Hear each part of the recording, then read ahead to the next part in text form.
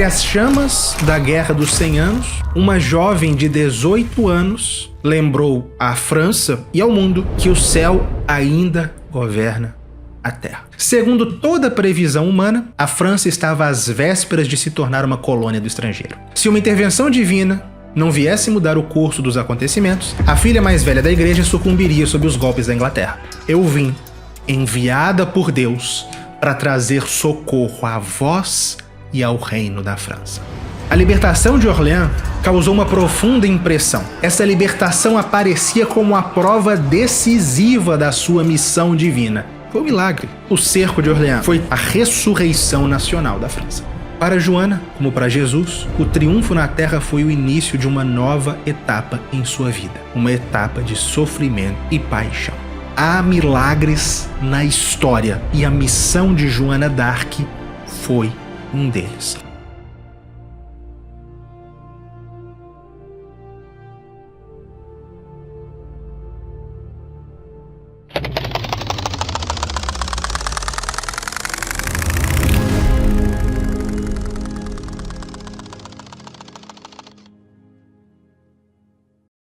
Entre as chamas da Guerra dos 100 Anos, uma jovem de 18 anos lembrou à França e ao mundo que o céu ainda governa a Terra. Foi para isso que nasceu Joana d'Arc, que a Igreja, em 1920, a proclamou sua santa. E é a vida e a missão de Santa Joana d'Arc que se dedica à aula de hoje. Em primeiro lugar, gostaria de agradecer a sua presença aqui conosco, esta noite. Gostaria de pedir a colaboração de vocês, porque sem a interação, aquele triplo C, como costumam dizer, curtir, comentar e compartilhar, o conteúdo realmente não é entregue para outras pessoas. Então eu peço a colaboração de vocês. Caso você não esteja inscrito no canal, se inscreva no canal para receber os nossos vídeos.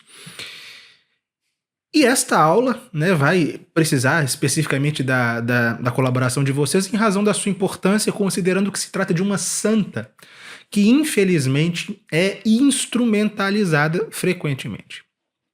E, inclusive, eu já gostaria de começar esta aula, como um preâmbulo, não entrando ainda no conteúdo da aula propriamente dito, eu gostaria de começar com esta aula transmitido aqui para vocês um vídeo com o qual eu me deparei quando eu pesquisei no YouTube a respeito de Joana d'Arc para ver o que o mundo fala a respeito desta santa. E eu me deparei com o seguinte vídeo. Existe um escritor francês chamado Georges Bernanos. Ele tem um livro sobre a Joana d'Arc muito interessante, em que ele defende uma tese teológica que o carisma da Joana d'Arc foi fazer com que a igreja aprendesse a ter vergonha de si mesma. O que o Bernanos diz é o seguinte: ela queimou, ela sofreu para que a igreja tomasse consciência de que não devia acreditar tão cegamente nela mesma, que ela é pecadora. A Joana d'Arc veio lembrar a igreja que ela é pecadora, que ela realiza o mal também. É bastante problemático. Ainda mais, o problema é que ele não está sequer emitindo apenas a sua própria opinião, mas está se embasando em uma autoridade, né, que é uma autoridade literária, mas que não é autoridade a respeito desse tema, de modo algum. Mas vocês viram, né, ali não tem como deformar muito a vida de Joana d'Arc, mas como se faz, por exemplo, com São Francisco, se deturpa a vida dele. Mas veja que deformam a missão dela. Para que Joana d'Arc existiu? E essa pergunta eu mesmo me fazia, porque quando nós conhecemos a vida dela, em um primeiro momento, e eu vou falar disso no final, mas a missão de Joana d'Arc ela tem várias camadas de profundidade. A camada mais exterior, a guerra pela libertação da França, tem algo de... Nossa, mas será que Deus... Por que Deus... Ainda que a França seja uma nação importante na igreja, e nós aqui dissemos isso várias vezes, ainda... Não sei, escolher assim uma jovem para libertar a França de um inimigo externo, que por sua vez era católico também... Em um primeiro momento, a missão de Joana d'Arc é um pouco incompreensível. Aí, isso cria espaço para para deformações. Mas não, a missão de Joana d'Arc é uma missão que quando nós conhecemos, nós nos deparamos, nós nos aprofundamos, principalmente a partir das fontes primárias, nós vemos que há uma missão grandiosa e que não fala apenas para a França do século XV, mas para a Igreja Católica e para a cristandade inteira do seu tempo e para os séculos que viriam. Por isso esta aula se dedica, tanto à vida quanto à missão de Joana d'Arc. Por isso eu peço a vocês que fiquem conosco até o final, porque nós iremos, em primeiro lugar, fazer uma contextualização, nós iremos apresentar o mundo em que ela viveu, depois narraremos a sua vida, desde a sua infância até a sua morte, a sua reabilitação póstuma e, por fim, a sua missão. Certo? Então eu peço que você fique aqui até o final conosco. Antes de entrarmos na narrativa da vida dela, algumas pessoas já me pediram para escrever sobre Joana d'Arc, porque eu escrevi sobre São Luís e seria natural que eu escrevesse sobre Joana d'Arc também. Mas eu não pretendo escrever sobre ela porque existem obras muito boas a respeito dela. Eu escrevi sobre São Luís porque eu achava que, sob a ótica que eu queria dar, não havia um livro publicado. Mas sobre Joana d'Arc não. Existem obras muito boas. Inclusive, algumas delas nós iremos nos embasar, por exemplo, que não está aqui à mão, a biografia que sobre ela escreveu Regine Pernod. A biografia é muito boa. Uma outra obra recentemente publicada no Brasil, e que vai ser nossa referência principal para a parte da missão dela. Essa obra, Joana d'Arc, História de uma Alma, do padre Olivier Rioux, publicado em um livro grosso, que se dedica não apenas sobre a vida delas, a narrativa dos fatos dela, mas sobre o espírito mesmo de Joana d'Arc. É um livro muito bom, publicado pela Flos Carmelli. E uma outra biografia, em espanhol, Santa Juana de Arco, Reina Virgem Mártir, escrita pela irmã Marie de la Sagesse. É uma religiosa argentina que vive na França, inclusive foi ela mesma que me deu, me enviou o livro, está aqui com a dedicatória dela, um livro muito bom, voltado sobretudo para o estudo do processo de Joana d'Arc. Então há realmente obras muito boas a respeito dela, e que todas elas se debruçam rigorosamente sobre as fontes primárias a respeito de Joana d'Arc, que são muitas, inclusive. Então, essas são as fontes principais nas quais nós nos embasamos aqui. E eu irei começar, pessoal, falando do contexto em que viveu Santa Joana d'Arc. Então eu peço, para muitos pode parecer um pouco ocioso, porque eu sei que a maior parte de vocês talvez quisesse já que eu entrasse na vida dela. Não, mas nós não entendemos o milagre que ela foi sem entender a catastrófica situação da França naqueles dias. Então, é necessário fazer uma contextualização histórica para entender qual era o mundo no qual Joana d'Arc foi chamada por Deus a agir.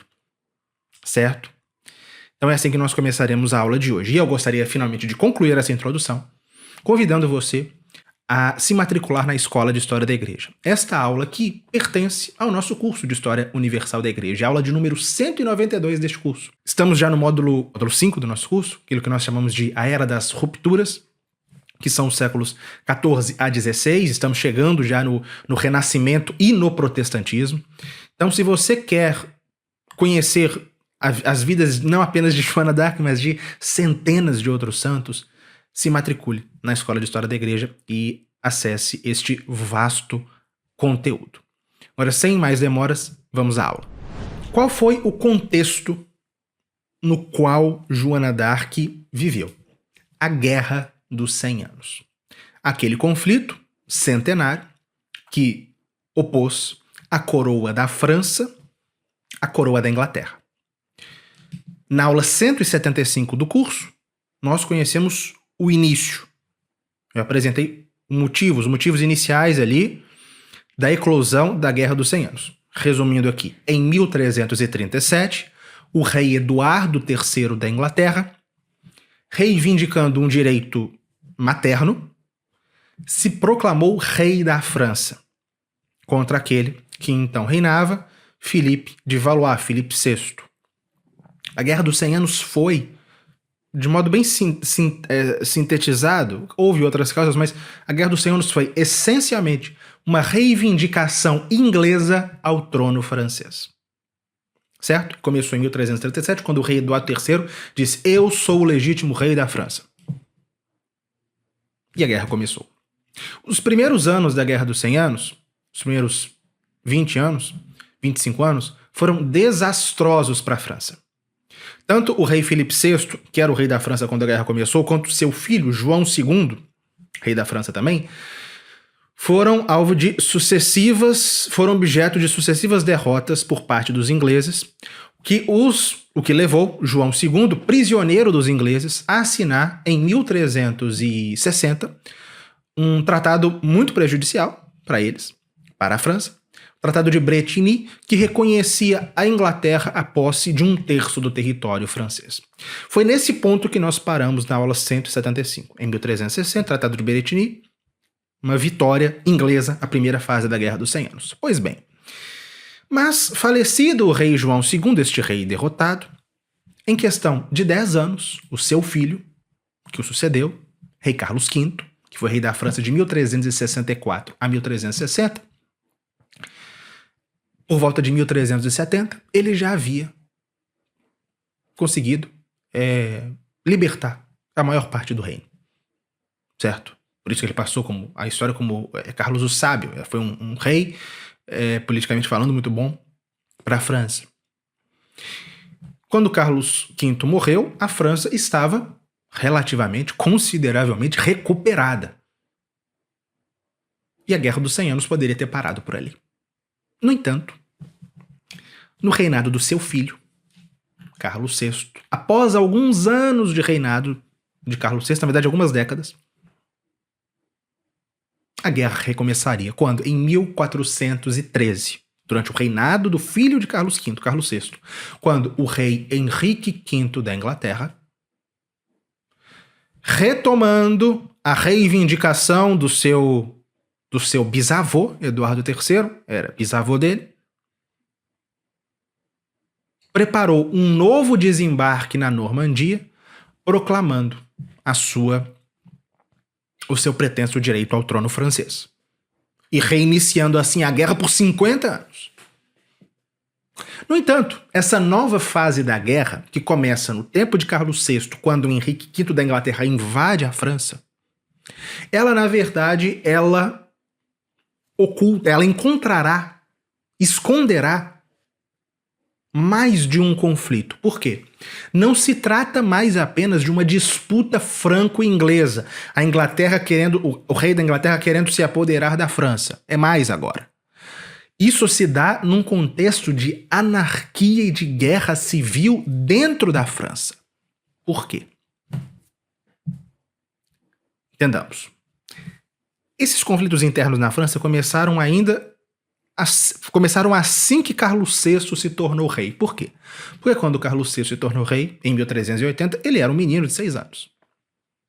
Ele era uma criança. Por isso, o poder foi entregue, a regência foi entregue para os seus 4 tios, os 4 irmãos mais novos do falecido Carlos V. E eles disputavam o poder entre eles. E o poder destes tios era para ter desaparecido, cessado pouco a pouco. Mas, em 1392, Carlos VI, já maior de idade, teve o seu primeiro acesso de loucura, uma crise de insanidade furiosa. Ele era realmente louco. E até o final do seu reinado, ou seja, nos próximos 30 anos, a sua vida oscilaria entre momentos de absoluta incapacidade e momentos de lucidez. E nesses momentos em que ele não podia governar,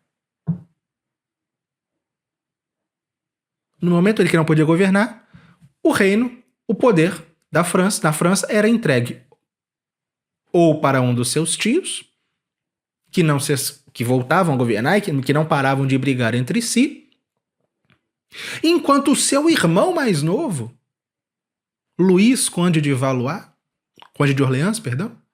reivindicava a regência enquanto o irmão estava incapaz de governar. E pouco a pouco, em torno da loucura de Carlos VI, dois personagens passam a centralizar as ambições da regência. No centro havia o rei, frequentemente insano, disputando a regência, disputando o governo da França, o seu tio, Filipe o Audaz, duque da Borgonha, e o seu irmão, Luís, duque de Orleans. E assim se formaram dois partidos políticos. Os borguinhões ou borgonheses, do lado de Filipe o Audaz, e os Armagnacs, sustentando Luís de Orleans. Isso começou com uma competição latente, mas logo eclodiu em uma autêntica guerra civil entre borguinhões ou borgonheses e Armagnacs pelo controle do reino durante a insanidade de Carlos VI. E nós falamos da ferocidade desta guerra civil na França na aula 187. Foi realmente uma guerra com terríveis demonstrações de crueldade de ambos os lados. Uma guerra civil na França. É nesta França, governada por um rei louco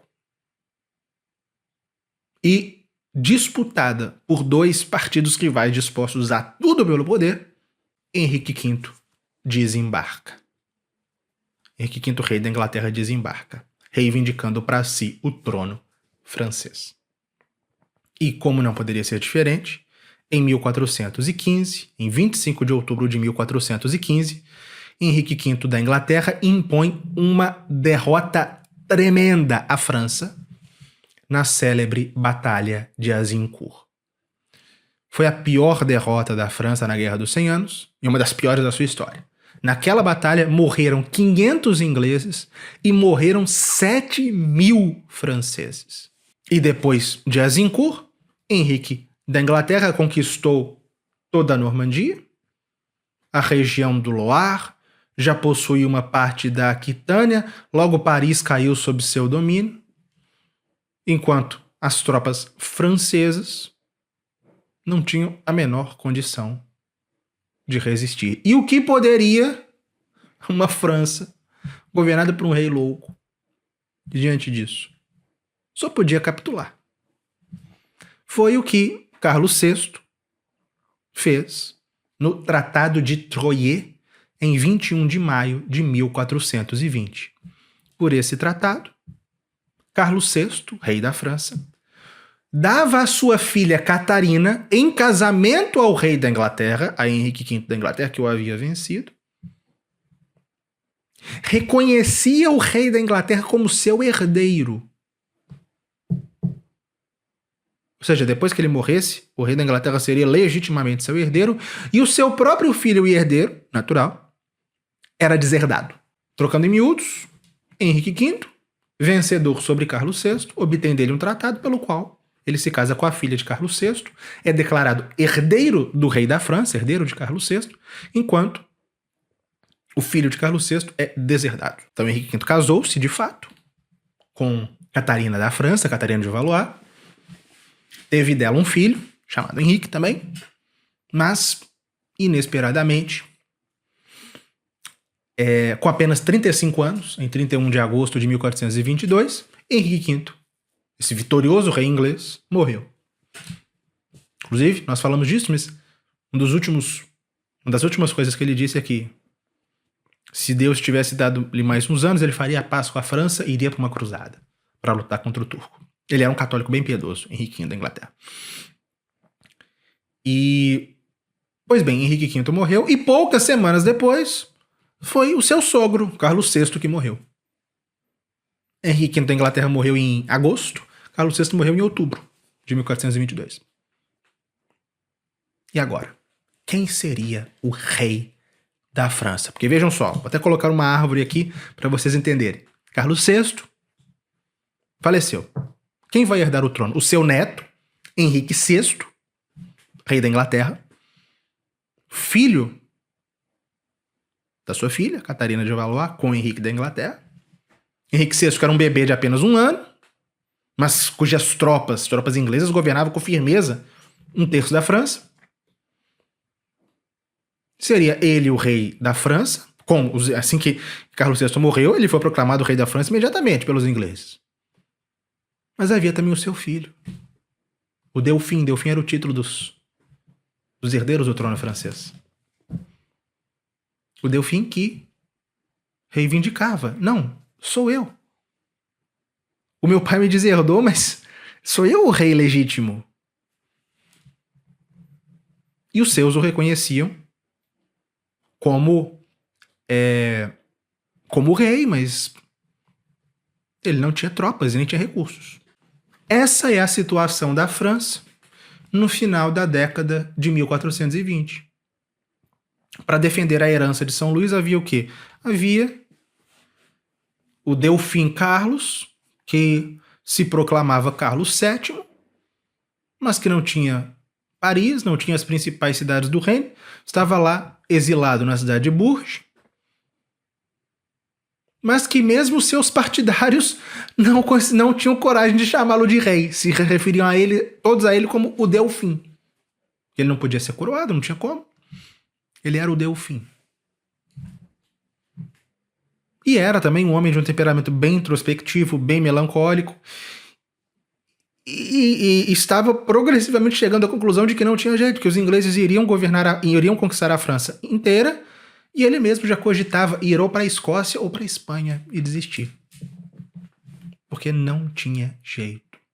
Para muitos, realmente, não havia dúvidas de que tudo estava perdido e que a França estava perdida. Como diz Padre Boulanger, tomo 6 da sua História da Igreja, segundo toda previsão humana, a França estava às vésperas de se tornar uma colônia do estrangeiro. Se uma intervenção divina não viesse mudar o curso dos acontecimentos, a filha mais velha da Igreja sucumbiria sob os golpes da Inglaterra. Ainda católica, é verdade, mas que 1 século mais tarde deveria passar para o protestantismo. Foi nesse contexto, pessoal. Nesse contexto no qual a confiança geral havia desaparecido, que Joana d'Arc se apresentou a Carlos VII, o rei deserdado, como a enviada por Deus para coroá-lo e para libertar o reino da França. Um breve aviso, esta aula é apenas uma amostra do nosso trabalho. Ela é a aula de número 192 do curso de História Universal da Igreja, que o professor Lucas constrói há anos na nossa escola. Se você quer ter acesso completo a este curso, agora é a melhor hora para entrar na escola. Quem se matricular até 14 de janeiro receberá um plano de estudos personalizado para 2026, feito em um atendimento individual com nossa equipe pedagógica. Acesse o link na descrição e faça sua matrícula. Mas quem era Joana d'Arc? Bom, ela era uma camponesa, uma humilde filha de camponeses. Ela nasceu em 6 de janeiro de 1412,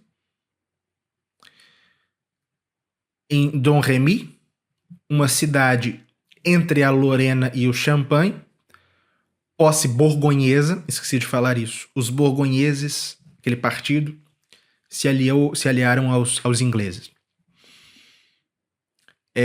Ali perdão, não era posse borgonhesa, não. Estava sob posse inglesa. Mas enfim, os borgonheses se aliaram aos ingleses.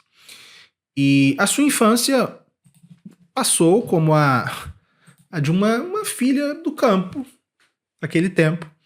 Ela não sabia ler nem escrever, não aprendeu. E era hábil nos trabalhos domésticos. Dizia-se que ela costurava muito bem.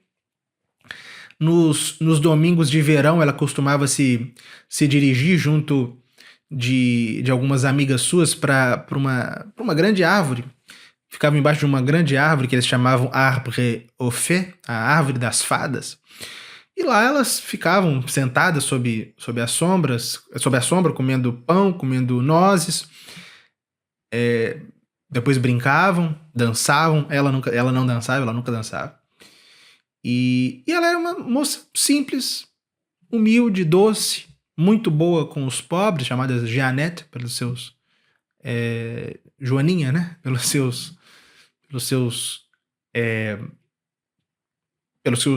que a conheciam. E ela também tinha a fama de ser a menina mais piedosa da vila. Gostava sempre de rezar, ia sempre à igreja. No meio dessas brincadeiras, sob a árvore das fadas, às vezes ela se recolhia para rezar e as suas amigas até debochavam dela, enfim. Então, era uma menina como qualquer outra, mas muito virtuosa, muito piedosa. E desde cedo também, Joana, ela conheceu os horrores da guerra. Porque o castelão local, ainda que o seu território ainda que a sua região estivesse sob domínio inglês, o castelão local, o senhor de Vaucouleurs, era leal ao rei de Bourges, era leal a Carlos VII. Então isso lhe valia muitas retaliações da parte dos ingleses, da parte dos borgonheses, que vinham atacar, se vingar do senhor contra os habitantes da região, saqueando as colheitas, o gado, incendiando suas casas. Então Joana d'Arc via tudo isso, via os ingleses, o que os ingleses estavam fazendo com o seu país. E ela cresceu ouvindo essas narrativas, não apenas ouvindo, mas vendo a situação trágica do reino da França. E foi aos 13 anos, ela tinha 13 anos, quando ela ouviu pela primeira vez a voz de São Miguel Arcanjo. É sempre isso, as vozes. Ela sempre se referia a aqueles que apareciam a ela, que falavam com ela, como as vozes. E, na primeira vez, São Miguel lhe disse: seja boa e sábia e vá frequentemente à igreja. Então dava-lhe conselhos assim.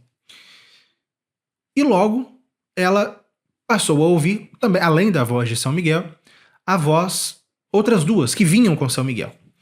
A de duas virgens mártires dos tempos antigos: Santa Catarina de Alexandria e Santa Margarida de Antioquia. Nós falamos delas lá na aula 21. 21, né? Foram mártires sob a grande perseguição de Diocleciano. E Deus ter escolhido essas duas santas, Margarida e Catarina, para virem falar a ela, não foi definitivamente sem sentido e sem motivo. Monsieur Debout, ele diz o seguinte, ele fala que essas duas santas eram bem escolhidas para formar aquela que deveria sustentar tantas lutas, pois elas mesmas tinham, pela glória de Deus, afrontado rudes combates e alcançado incomparáveis vitórias. Vejam, como Santa Catarina, Santa Joana d'Arc teria que enfrentar doutores. E como Santa Margarida, ela seria queimada. E o Padre Riou fala: as duas santas estão presentes como para resumir o destino de Joana e ajudá-la a ter um olhar eterno sobre o seu fim. Essas duas virgens mártires instruíram Joana sobre o combate e a coroa a qual Deus a destinara desde toda a eternidade. E o que essas vozes lhe diziam? Desde cedo, 2 ou 3 vezes por semana, essas vozes diziam que era necessário que ela partisse para junto do rei legítimo, que o coroasse e expulsasse os ingleses. Vejam, isso desde os 13 anos. Ela vai aquecer aos 17, ou seja, durante 4 anos. Durante 4 anos. Várias vezes por semana, Joana d'Arc ouviu as vozes falando: você tem que ir, vá. Eu gosto bastante dessa pintura lá no Panteão francês. São Miguel Arcanjo entregando a espada e apontando com a espada para que ela vá. Então ela demorou para atender ao chamado do céu. É razoável a demora, não é? Ela era uma menina e obedecer a essas vozes era sacrificar tudo que ela mais amava na vida. Então o seu coração dilacerava-se. Depois ela própria reconhecia isso, porque ela não queria fazer isso. Ela dizia que ela queria ficar em casa com a mãe dela fiando, costurando.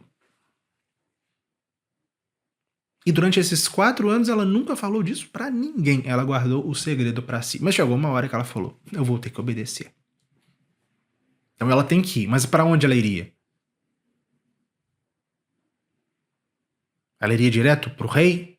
Não, ela pensou: eu vou até o senhor de Vaucouleurs, que era o castelão local que apoiava o rei legítimo. Se tinha alguém que poderia abrir alas para ela, era este nobre. Ela foi uma vez, ele não acreditou nela, mandou ela embora. Depois ela voltou. Ela foi a primeira vez em 1428. Ele não acreditou nela, mandou ela embora. Ela voltou em 1429. Entre janeiro e fevereiro de 1429, ela foi até lá. E dessa vez ele a recebeu, acreditou nela e a enviou em seguida para a região de Touraine. O rei estava no castelo de Chinon, região de Touraine, ao sul do Loire. Enviou com cartas de recomendação, falando: olha, essa moça é aqui da minha região, ela é camponesa aqui, falando quem era ela, o que ela queria, enfim, dando apresentando, né, a jovem para o rei. E os habitantes ali de Vaucouleurs se cotizaram para oferecer para ela cavalo, roupas de homem e uma armadura. E ela partiu para Chinon, que é onde o rei estava, ou Delfim, né, em fevereiro de 1429. Ela foi escoltada por 6 cavaleiros armados, sim, porque ela ia passar por um país em guerra civil e em guerra estrangeira. E invasão. País infestado de inimigos. Pois bem, como eu disse, o Delfim Carlos estava em Chinon. Jonas chegou em Chinon em 23 de fevereiro de 1429. Imagina, chega a notícia de que tem uma virgem, uma Pucelle, que quer falar com o rei, que diz que tem uma missão, etc. Ele, por um momento, falou: não, como assim? Antes, vamos fazê-la passar por uma triagem. Mandou que alguns homens da igreja examinassem para ver se ele podia recebê-la. Foi feito um exame ali, conversaram com ela e não tem problema o rei ouvi-la. Ela chegou de manhã, na manhã de 23 de fevereiro. Carlos VII só a recebeu no final da tarde daquele dia. Certo? 23 de fevereiro. Pôr do sol de 23 de fevereiro de 1429. E imagine, né? A gente não pode perder de vista que era uma pastorinha de 17 anos. Ela entrou na sala e na sala tinha ali uma parte da corte do rei reunida, talvez umas 30 pessoas. E Carlos VII, para testá-la, se inseriu no meio dos que lá estavam sem nenhuma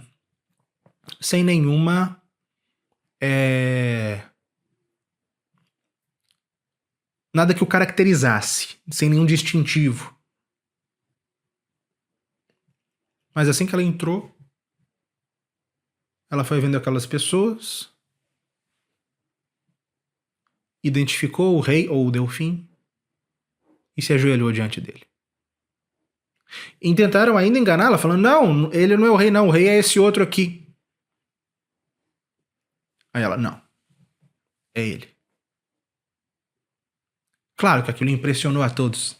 No meio de uma sala com dezenas de pessoas, ela identificou quem era o rei, o herdeiro do trono. E o que Joana d'Arc disse a Carlos VII naquele primeiro encontro? Existem muitas testemunhas oculares que estavam lá.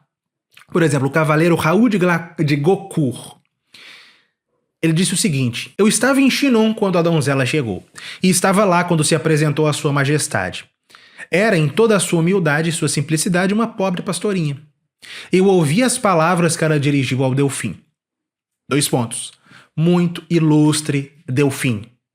Eu vim, enviada por Deus, para trazer socorro a vós e ao reino da França. O cirurgião do rei, Renaud Thierry, que também estava presente, ele ouviu Joana dizer ao Delfim, que ela foi enviada por Deus para acabar com o cerco de Orleans, já explico o que é, e conduzir o rei a Reims para a sua coroação. E nós sabemos também que naquela mesma ocasião, naquele primeiro encontro, ela falou a sós com Carlos VII. Só os dois. Eles foram para um canto, eles conversaram a sós. E um outro cronista, Simon Charles, disse que depois de eles conversarem a sós por ali por um momento, o rei, depois de tê-la ouvido, parecia radiante. Ela falou algo ali somente a ele, que o deixou, segundo as palavras da própria testemunha, radiante. O que terá falado? É o chamado segredo.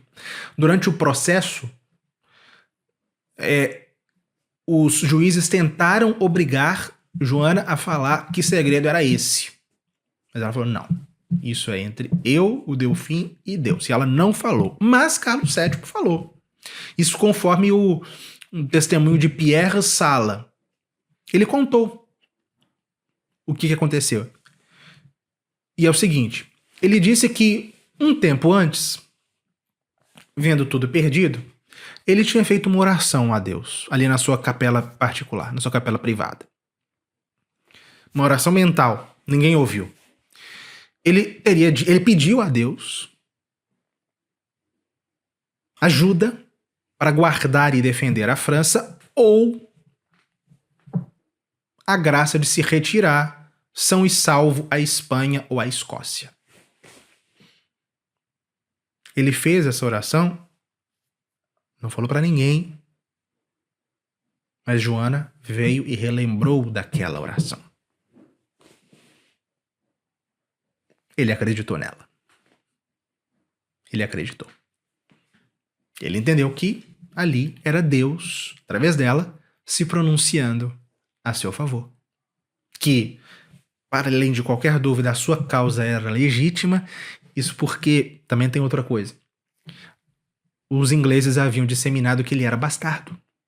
Que a sua mãe, Isabel da Baviera, o traíra. Que ele não era filho de Carlos VI. E talvez ele próprio talvez tivesse dúvida. Mas não, vinha essa moça, com essa credencial, e dizendo que ele era o herdeiro legítimo, porque ele era o filho de Carlos VI. Mas ele não podia se precipitar. Era necessário, por mais que ele acreditasse nela, era necessário que os outros acreditassem também. Então ela passou por 2 exames eclesiásticos, o que, de algum modo, demonstram a perversidade do processo que a condenou depois. Em primeiro lugar, ela foi submetida em Chinon a um exame mesmo, de bispos. Bispos que se pronunciaram a favor dela, mas como os nobres não queriam acreditar, porque, vamos dizer a verdade, aquilo parecia bom demais para ser verdade. Um auxílio de Deus vindo assim, bom, tudo bem, nós acreditamos, mas é bom demais para ser verdade, né? Então, Carlos VII quis submetê-la a um novo exame, e isso foi em Poitiers. Ela ficou 3 semanas sendo interrogada por bispos, por doutores, pelos homens mais sábios da igreja. Algumas mulheres também, porque ela dizia que ela era a virgem. Então algumas mulheres examinaram para ver se ela era virgem mesmo. E depois de 3 semanas de interrogatórios, chegou-se à conclusão a respeito dos costumes dela, assim, absolutamente favorável.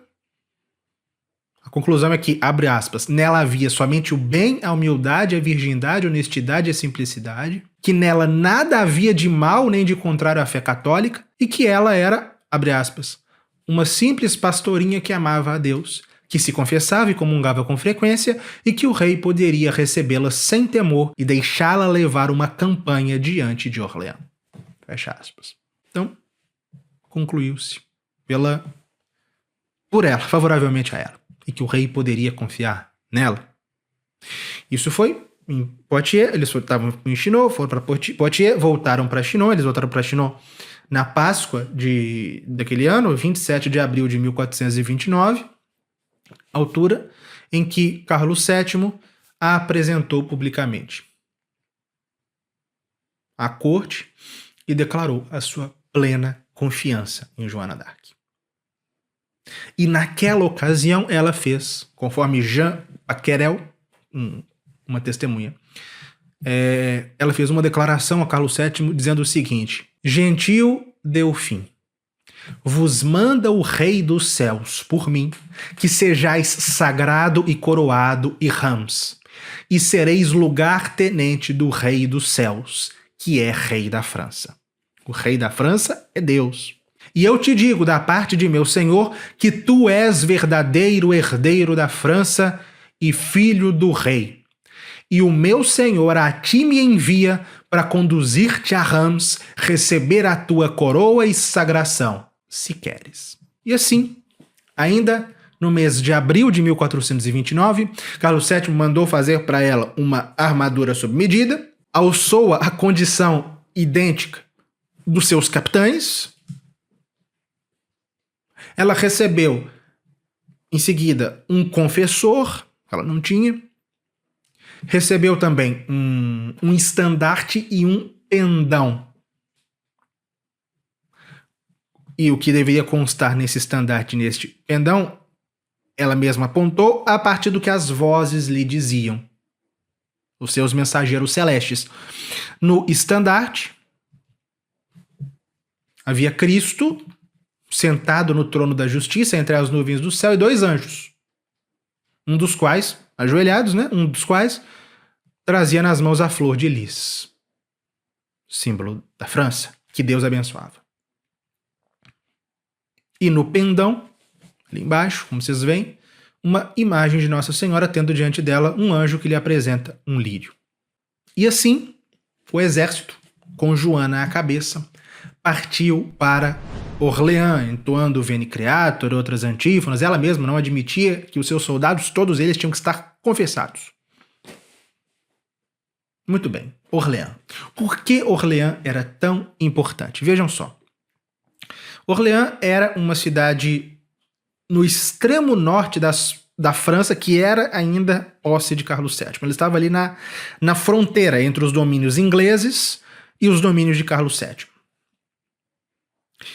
E geograficamente era muito estratégica. Os ingleses sabiam que, tomando Orleans, o resto do reino, principalmente o centro, que era o centro da França, era o centro de poder ainda que Carlos VII tinha, se Orleans caísse, o restante cairia também.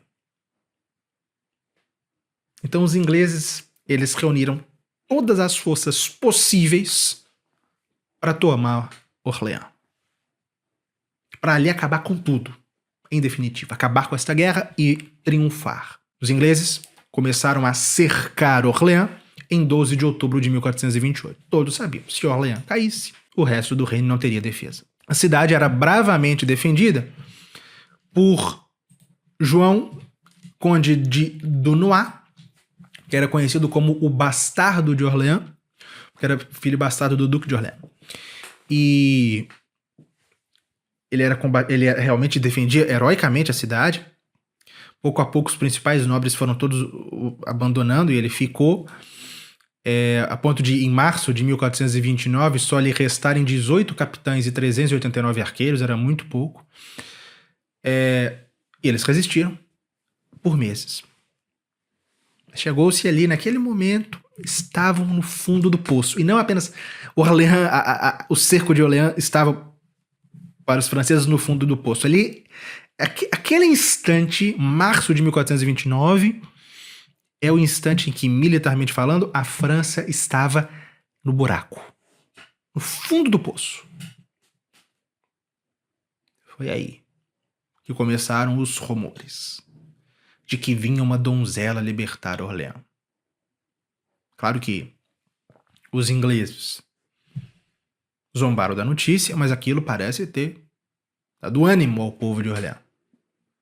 E Joana chegou. Ela chegou em 29 de abril de 1429 em Orleans. Foi até estranho porque ela conseguiu passar pelos ingleses sem que eles reagissem.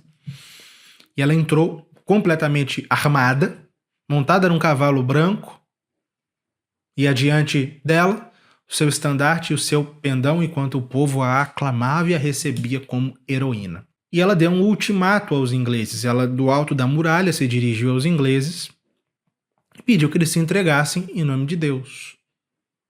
E as suas vidas seriam salvas. Esses responderam, chamando de vaqueira, e dizendo que vejam só, os ingleses disseram para ela que se apegassem a queimariam.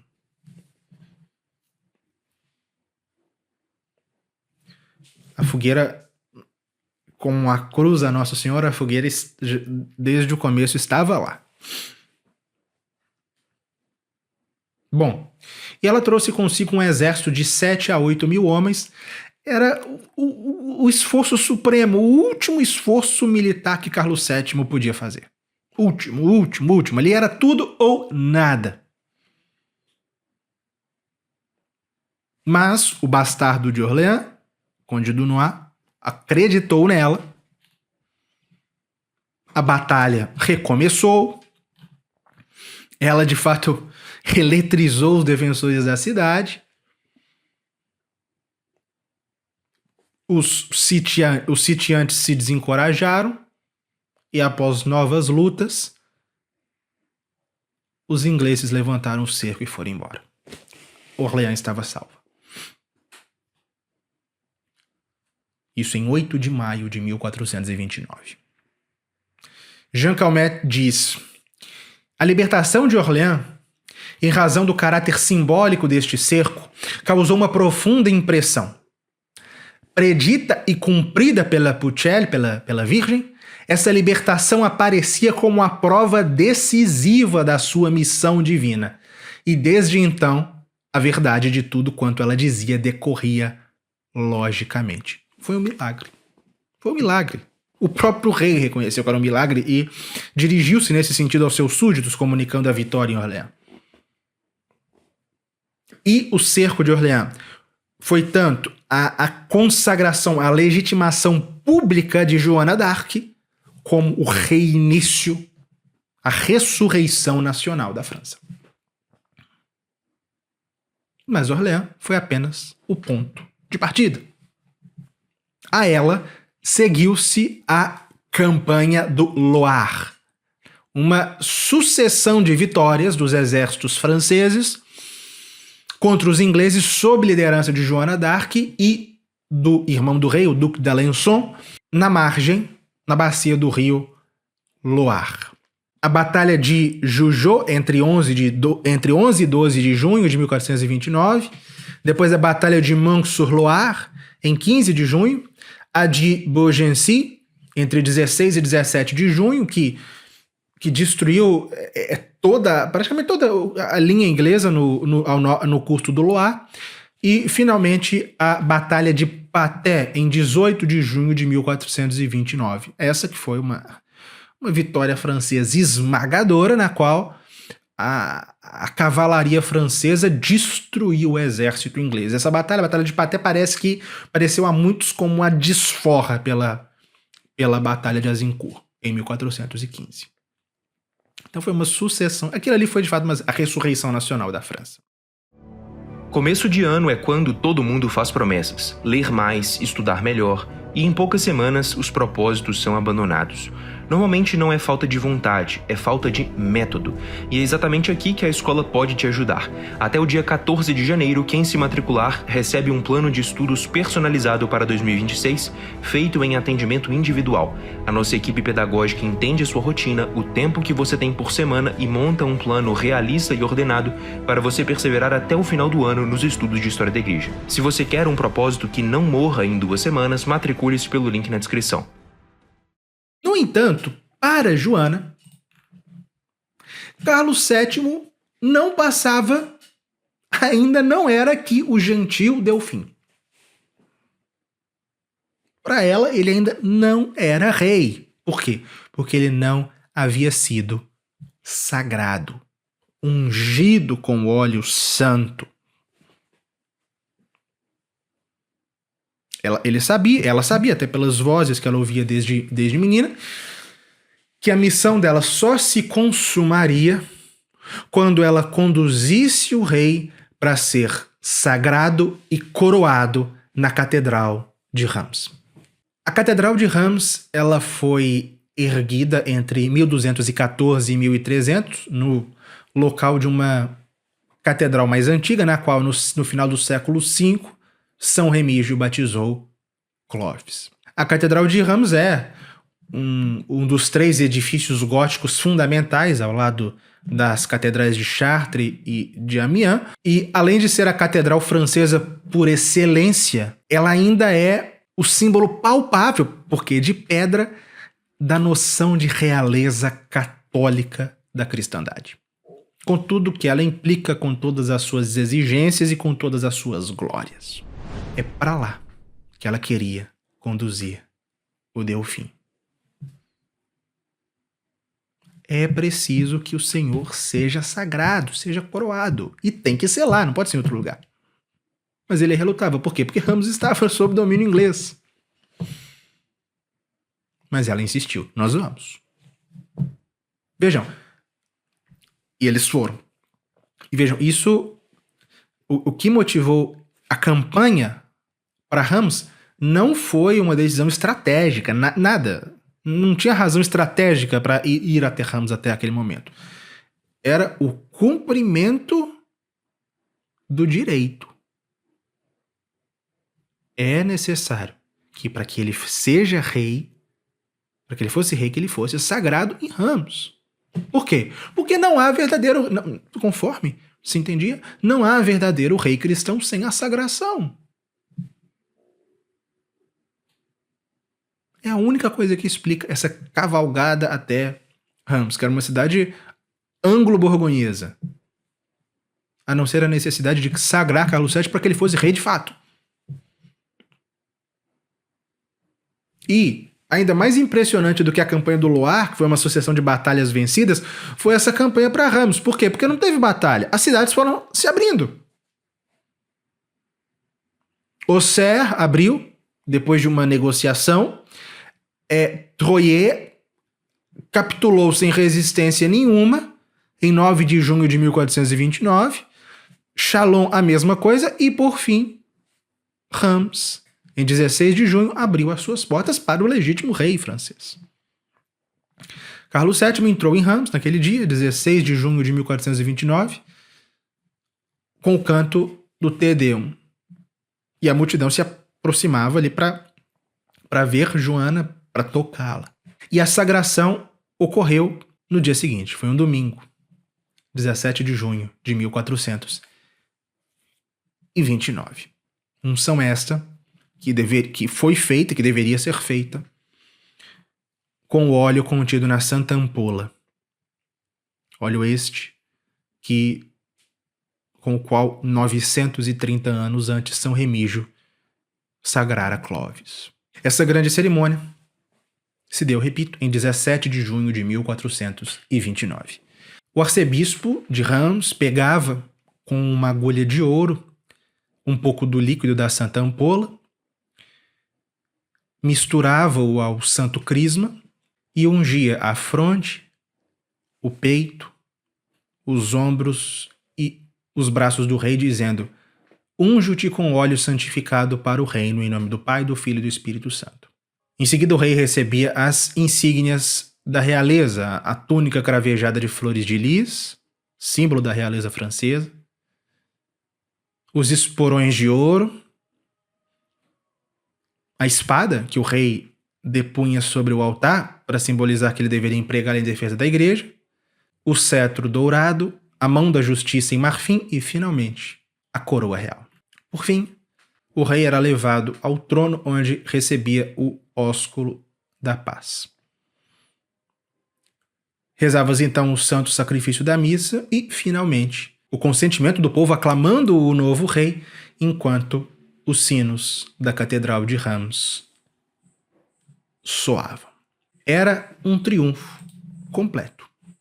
A missão de Joana d'Arc se consumava bem-sucedida. Como explica o padre Riou, essa sagração de Reims era uma reviravolta inacreditável. Para a Inglaterra, o evento era de extrema gravidade.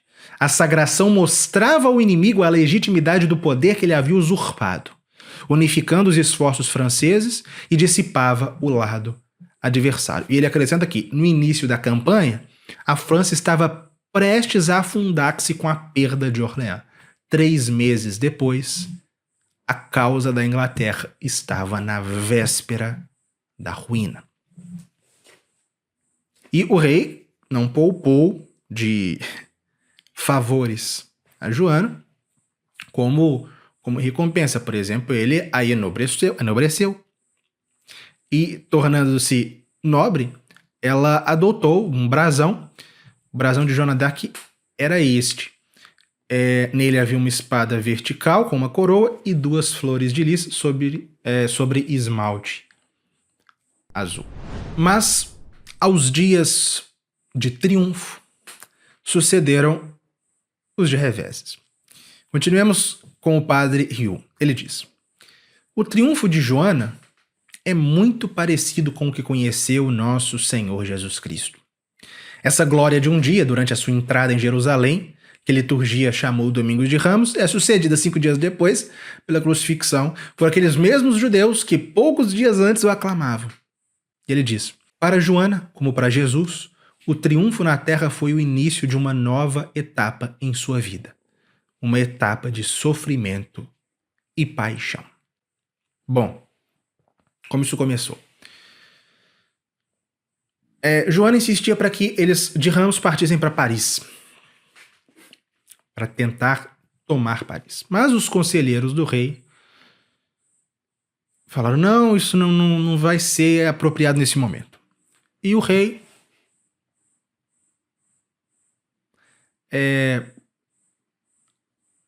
preferiu confiar neles,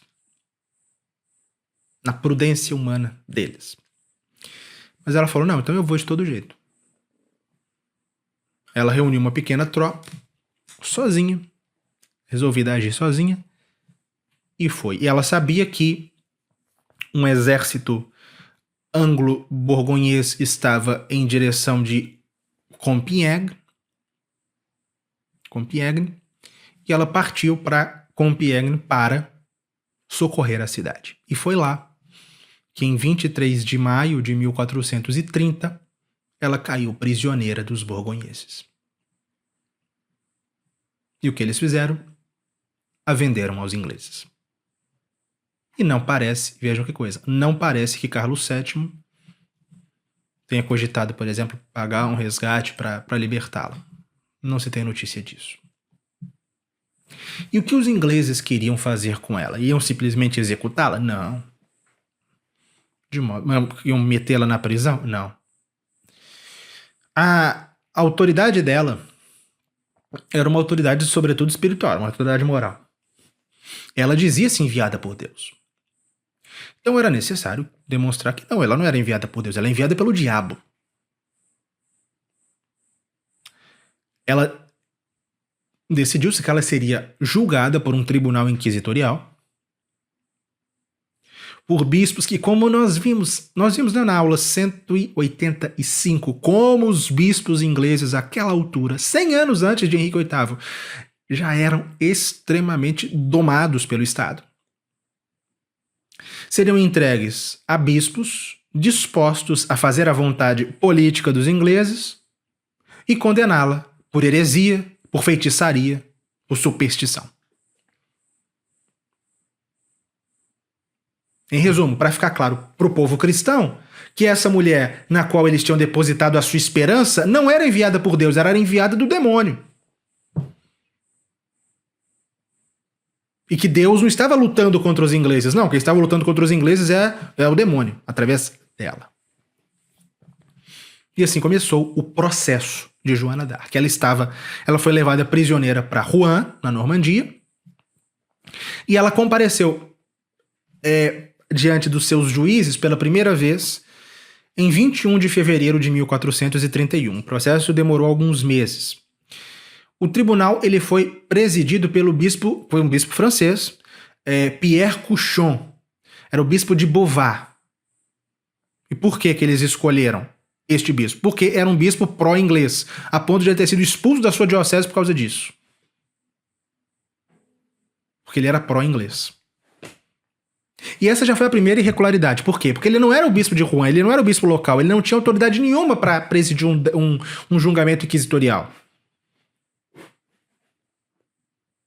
Ou seja, primeira nulidade, logo na designação do juiz, ele não podia presidir aquele processo, aquele julgamento. Segundo, a parcialidade. Isso tudo seria reconhecido depois. A parcialidade. Ele não era um juiz imparcial. Ele era inimigo daqueles pelos quais ela lutava. Ele não podia julgá-la. E não apenas a imparcialidade dele. Agruparam em torno dele 42 juízes, teólogos, cônegos ali de Rouen, todos que estivessem dispostos a emitir um julgamento contra ela. Todos clérigos alinhados com a Inglaterra e com a Borgonha. Além disso, negaram a ela um advogado, ainda que ela fosse menor de idade, faziam a ela uma multidão de perguntas sutis, complicadas, para tentá-la fazer cair em contradição. Para quê? Para condená-la, e também para forçar alguma coisa, que ela dissesse alguma coisa estranha e condená-la como herege. E qual era o objeto, a matéria? Eram três, principalmente as visões, as profecias e o fato dela se vestir como homem.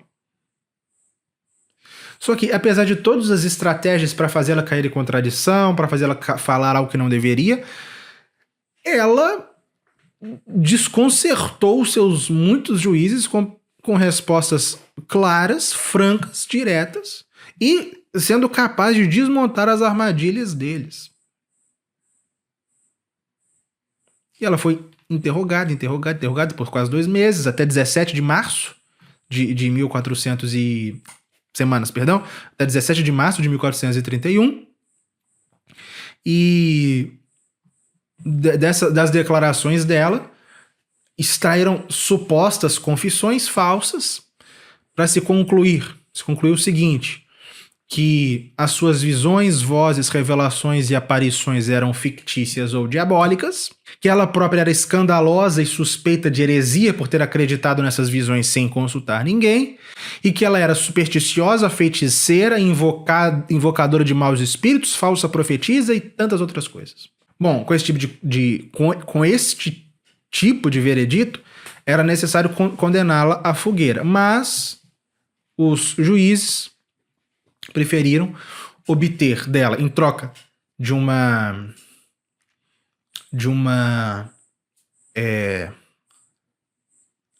ela não ser queimada, obter dela uma retratação que iria lançar Carlos VII na vergonha. Imagina ela reconhecendo que era bruxa, que era herege, enfim. E no dia 24 de maio de 1431, dia no qual a sentença deveria ser pronunciada, ela foi conduzida ao cemitério da Abadia de Saint-Ouen, lá em Rouen, e entregaram para ela uma fórmula de abjuração. Disse, ó, se você quer escapar da morte, assine isso aqui. Ela, abatida pelos meses de processo, pela multidão que gritava, que insultava. Ela, e sem ler, ela não sabia o que estava escrito ali, ninguém falou o que estava escrito ali, ela traçou o sinal da cruz embaixo ao pé da sentença. E por isso se aplicou ela a pena de prisão perpétua. Botaram ela na prisão. Mas chegou aos ouvidos ingleses, das autoridades inglesas, que ela não havia sido executada. E os ingleses falaram: não, nós queremos ela na fogueira. Nós queremos essa mulher na fogueira. Pierre Couchon, o bispo de Beauvais, bom, o que nós podemos fazer para condenar, para mandá-la para a fogueira? Nós ficamos sabendo que ela está usando roupas de homem na prisão. Sendo que uma das condições da pena da prisão perpétua é que ela usasse roupas de mulher. E de fato, 3 dias depois da sua volta à prisão, ela voltou a usar roupas de homem. Por quê? Não sei, seja para melhor preservar a sua virtude ali numa prisão com homens.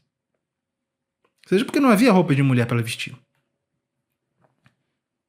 Mas os juízes foram avisados, foram até lá, dia 28 de maio, viram que de fato ela estava vestindo roupas de homem. Pronto, isso é motivo para declarar a relapse. O que é relapse? É alguém que era condenado por heresia e voltava à heresia. E assim, no dia 29 de maio de 1431, por unanimidade, ela foi condenada pelos 37 juízes como herética relapsa e a entregaram ao braço secular, a saber, aos ingleses. E a sentença foi executada no dia 30 de maio de 1431, na praça de Vieux Marché, em Rouen, às 9 horas da manhã. Joana subiu corajosamente à fogueira, morreu gritando o nome de Jesus. E os ingleses, temerosos que se venerassem as suas cinzas, as jogaram no rio Sena. No dia seguinte ao seu suplício, Joana d'Arc era negada por todos. Os ingleses, envergonhados por terem sido derrotados por uma mulher, e os franceses, envergonhados por terem sido conduzidos por uma bruxa. Mas, passados 19 anos, começou o processo de reabilitação. O processo de reabilitação começou a pedido do próprio Carlos VII. Em 1450, talvez, não sei, com remorso por não ter tentado libertá-la, mas instaurou-se um processo em Paris, uma primeira vez, uma segunda vez, e acabou que não foi para frente, não teve grandes resultados. Quem de fato obteve a reabilitação dela foram a mãe dela e os irmãos dela, que foram até Roma. Imagina esses camponeses de Dom Remy, nós somos os familiares de Joana d'Arc, e pedimos ao Papa, o Papa era Calixto III, que reveja a sentença emitida em Rouen contra ela. O Papa Calixto III acolheu a súplica da família dela e encarregou certos prelados de fazerem a revisão da sentença, nomeando como presidente deste novo processo o inquisidor-geral da França, Jean Bréchin. Esse novo processo foi instaurado em Paris em 7 de novembro de 1455. E nesse processo vieram à luz a quantidade impressionante de ilegalidades do processo de Rouen. Por exemplo, vou listar apenas alguns. A parcialidade dos juízes, escolhidos apenas entre os inimigos dela, a proibição de testemunhos favoráveis a Joana, a recusa de um advogado, as perguntas complicadas e insidiosas dos interrogatórios, a recusa, eu não mencionei que houve isso, mas houve, ela quando ela foi condenada, ela apelou ao Papa. Mas eles recusaram. Outra ilegalidade, a recusa de aceitação do seu apelo ao Papa. Vejam, no mesmo momento, porque acusavam Joana de não se submeter à igreja. Essa era uma das acusações. Mas acusavam ela de desobediente, de etc. Mas quando ela apelava, o Papa negaram a apelação, né? Outra, a incoerência e a precipitação do segundo processo, no qual os juízes a declararam relapsa, sem examinar as razões que a determinaram a retomar as vestes masculinas. E várias outras ilegalidades. E, concluído o inquérito, e com o reconhecimento do Papa Calixto III, foi emitida uma declaração solene cassando a sentença contra Joana d'Arc, a declarando inocente e reabilitando a sua memória. E assim, no dia 7 de julho de 1456, 25 anos depois da sua condenação, na mesma sala que em Rouen ela foi condenada, foi lido o processo de reabilitação. Então, em 1456, ela já estava, a memória dela já estava reparada, mas esse processo de reparação só iria se concluir alguns séculos depois, quando, em 1874, o processo de canonização dela foi instaurado com autorização do Papa Pio IX. Em 1894, o Papa Leão XIII a declarou venerável. Em 1909, ela foi beatificada por São Pio X e, por fim, solenemente canonizada na Basílica de São Pedro pelo Papa Bento XV em 16 de maio de 1920. E, 2 anos depois, em março de 1922, o Papa Pio XI a declarou padroeira secundária da França depois da Virgem Maria. Então, a reabilitação de Joana d'Arc foi absolutamente completa. Ela foi alçada aos altares e declarada santa pela Igreja. Essa é a história de Joana d'Arc. Uma pausa rápida. Se você se matricular em nossa escola hoje, você não recebe um curso, você recebe uma estrutura completa de formação. O coração é o curso de História Universal da Igreja e junto você recebe programas de estudo, material de apoio, uma plataforma organizada, acompanhamento pedagógico e canal de dúvidas, além de cursos de aprofundamento como História Monástica e Patrística. E até 14 de janeiro, você ainda recebe um plano de estudos personalizado para 2026, montado para você em um atendimento individual. Quer estudar a História da Igreja a sério em 2026? Acesse o link na descrição. Agora nós chegamos à parte final da aula e, como eu disse no começo, talvez a parte mais importante da aula. Vamos entender a missão de Joana d'Arc. Uma primeira questão que se coloca. A missão dela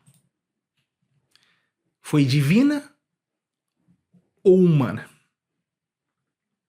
Bom, não é possível, mesmo ao mais cético historiador,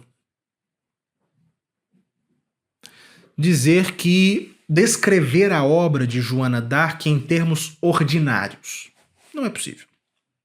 Dom Prosper Guéranger, no nosso muito mencionado Sentido Católico da História, ele aponta Joana d'Arc como um dos exemplos mais cristalinos da intervenção de Deus na história.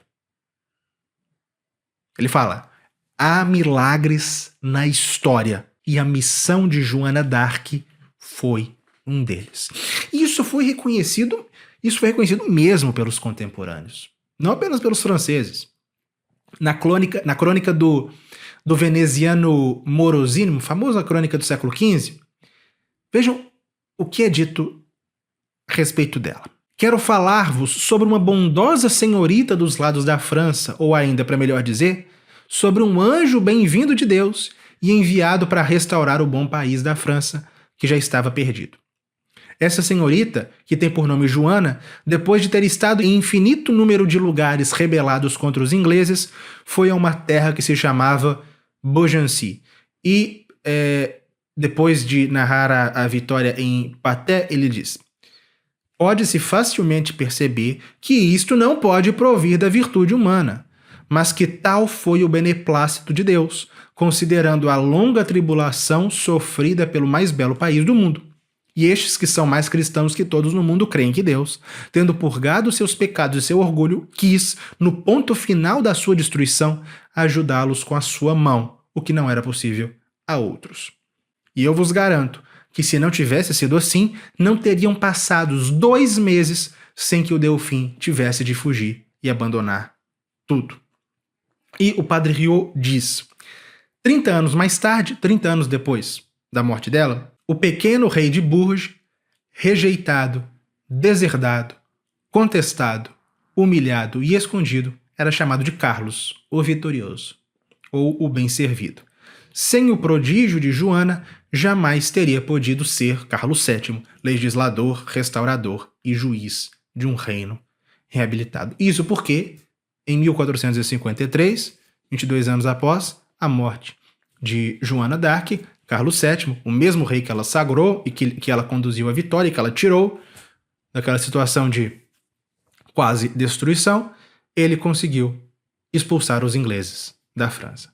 A Batalha de Castillon, na verdade, uma última cidade permaneceu sob domínio inglês na França até o século XVI, a cidade de Calais. Tirando Calais, os ingleses foram absolutamente expulsos da França e acabou a Guerra dos 100 Anos com a vitória da França. Isso não seria possível, isso não seria possível. Aliás, isso não era possível em 1429, até o momento em que ela entrou na história. E, bom, isso se reconhece. A missão de Joana d'Arc foi, de fato, é uma intervenção divina na história. Mas, no que consiste a sua obra? Porque será parte essencial da sua missão conduzir uma ação militar para libertar a França dos seus inimigos ingleses? Será que é isso? Será que a missão de Joana d'Arc era uma empreitada militar? Talvez vocês pensem isso, que a missão de Joana d'Arc foi uma missão militar. A resposta é não. A resposta é um peremptório não. E aqui, eu gostaria realmente de me valer da obra do Padre Rieu. Ele tem um capítulo final baseado, o livro inteiro, mas principalmente esse capítulo baseado nas fontes primárias sobre a vida dela, o que ela disse, o que ela escreveu, ditou pelo menos, né? E mostrando qual é a missão dela. O que nós vamos explicar aqui? Essa dimensão guerreira de Joana d'Arc é a missão, digamos assim, mais superficial. É a primeira camada. É uma missão secundária. Relativa ao que ela encontrasse. Como assim? A missão essencial de Joana d'Arc, em primeiro lugar, era reestabelecer a ordem e a justiça. Em vista à paz. E foi a recusa dessa paz que a obrigou à guerra. Ela escreveu, antes de começar a sua campanha, ela enviou um ultimato aos ingleses, falando: vão embora daqui, vão para o seu país,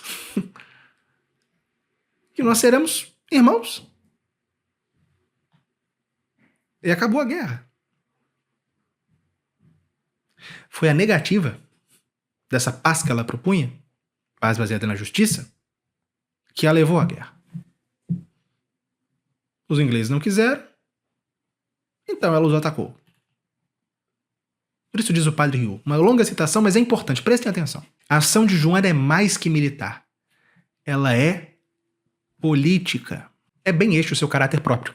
Ela proclama a legitimidade de Carlos, intervém nas rivalidades dinásticas e no equilíbrio europeu, recorda a todos que a fidelidade monárquica deve sempre ceder o caminho à docilidade de Deus. Ela recorda à Idade Média, ao mundo e à história que existe uma política cristã, bem como existe uma moral cristã. Sua missão é sobrenatural, vem do céu. Joana é apenas a mensageira. Ela o repete incansavelmente para quem quiser ouvir.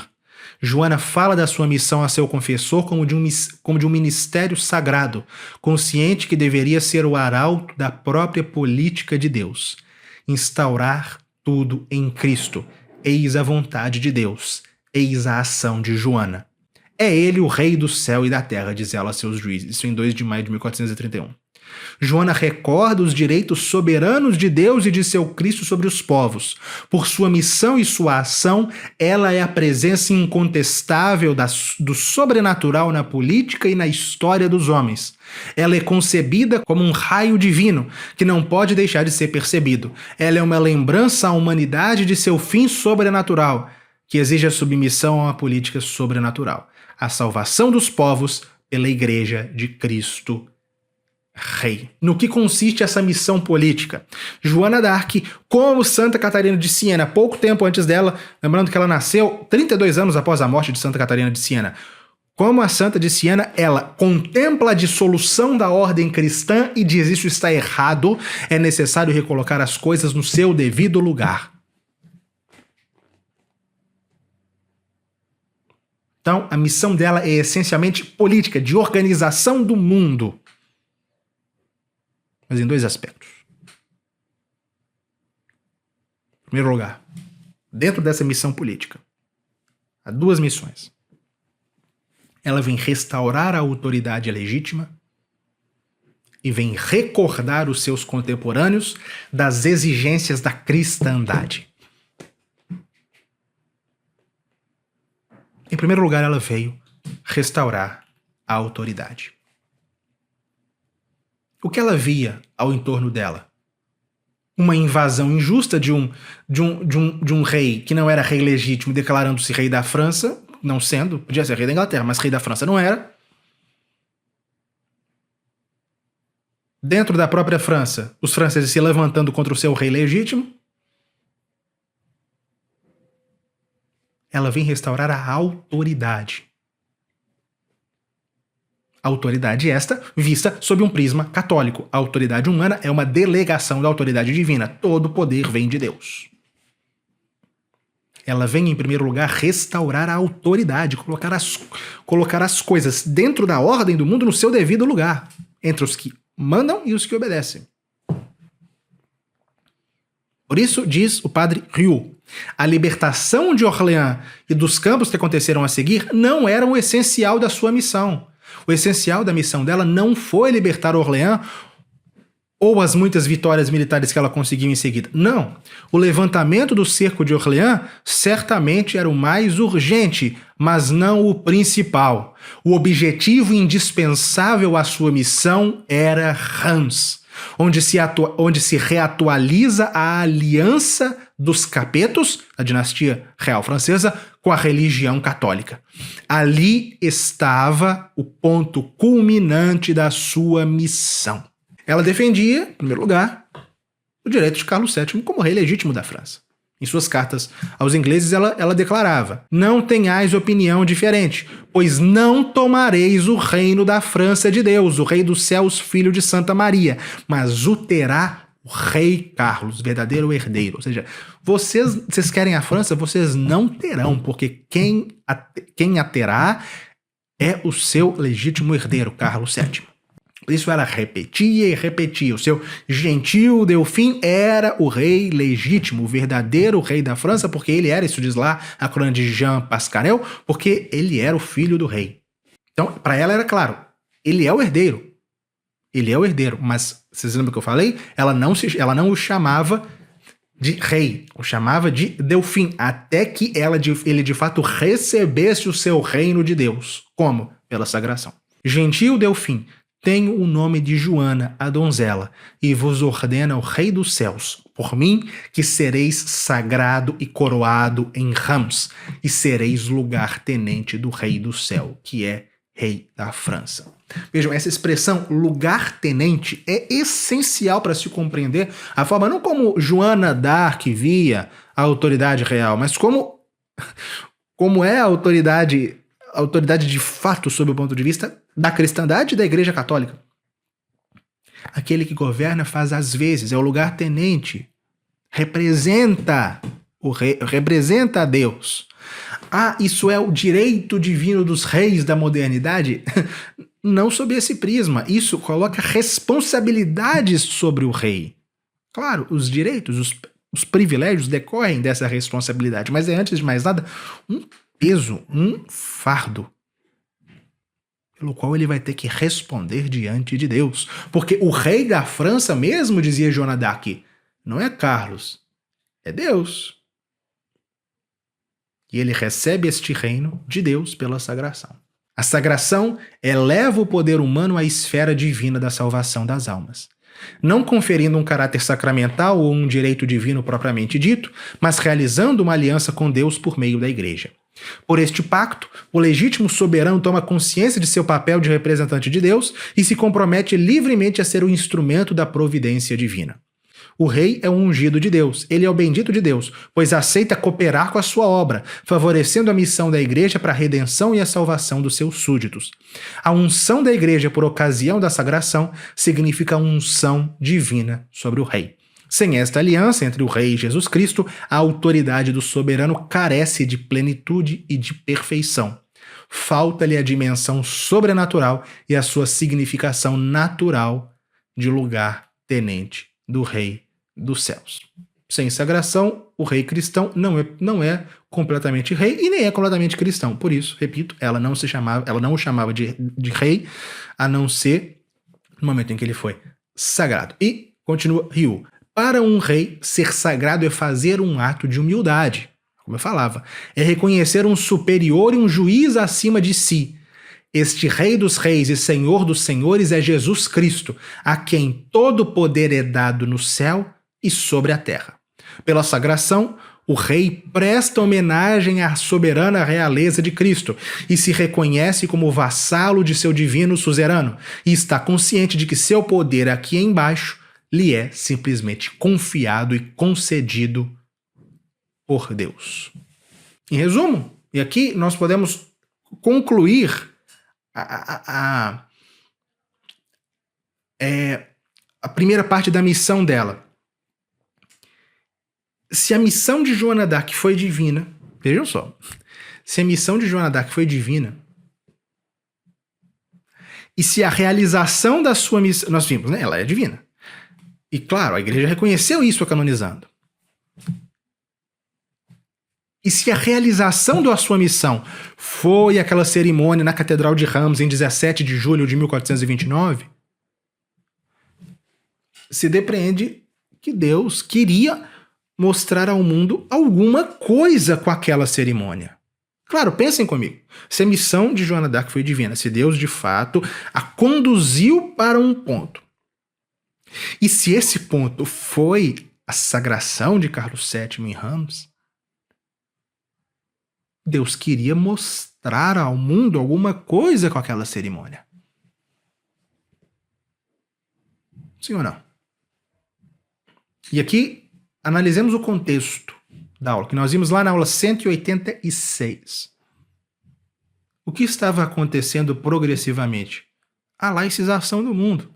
A insubordinação completa.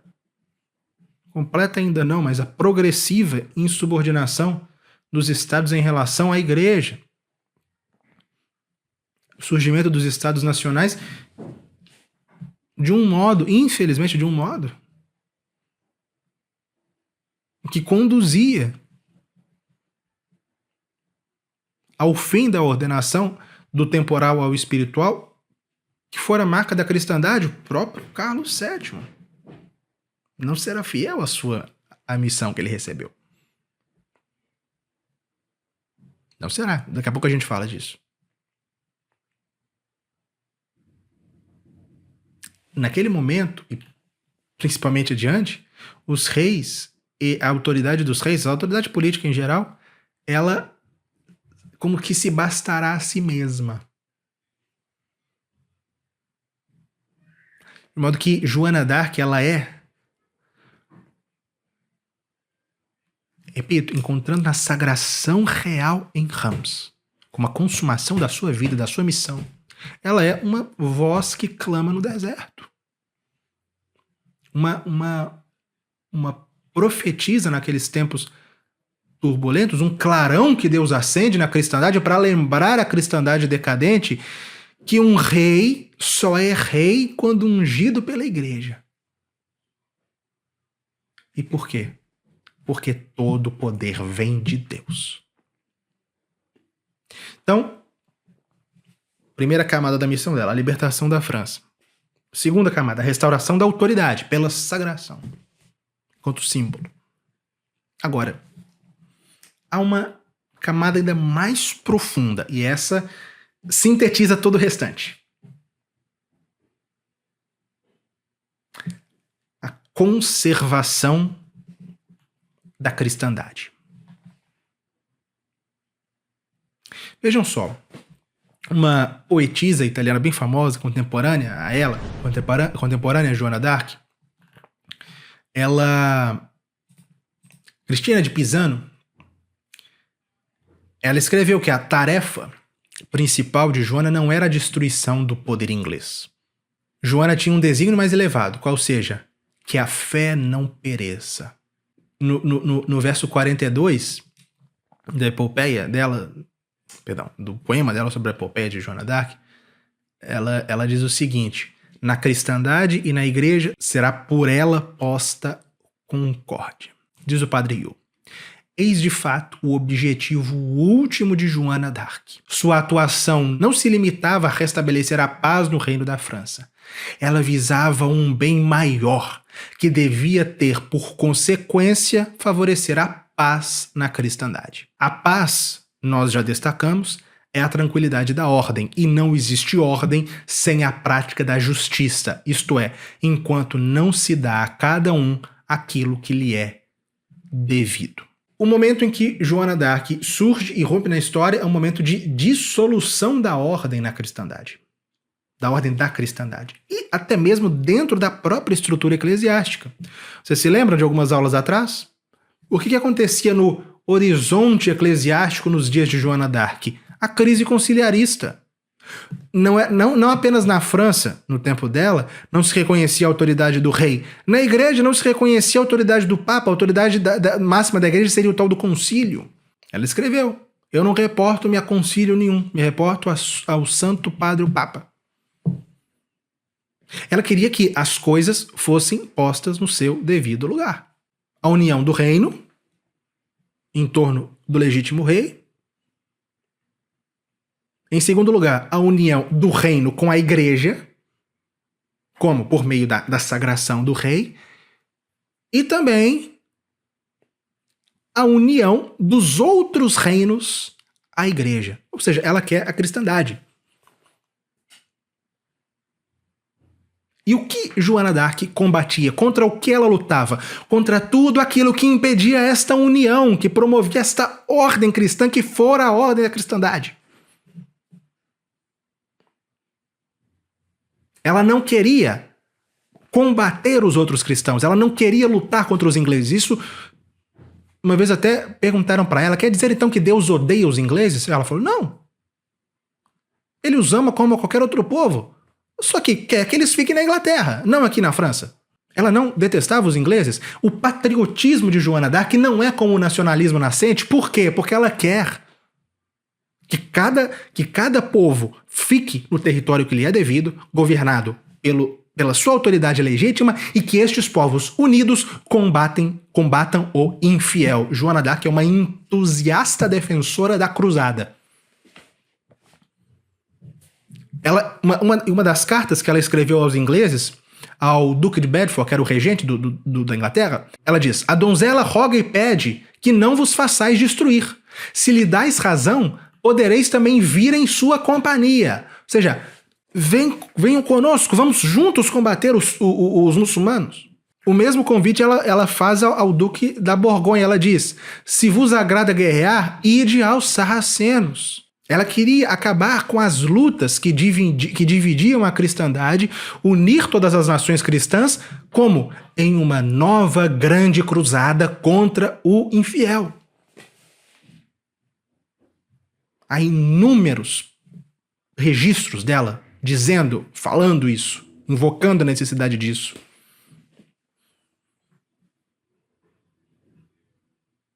E vejam, Joana d'Arc é contemporânea de quem? Ela é contemporânea do infante Dom Henrique. Ao mesmo tempo que Joana d'Arc estava lutando, estava lá na sagração de Carlos VII em Reims, o infante Dom Henrique estava mandando as suas caravelas para contornar o continente africano. E os dois tinham a mesma divisa. Vocês se lembram?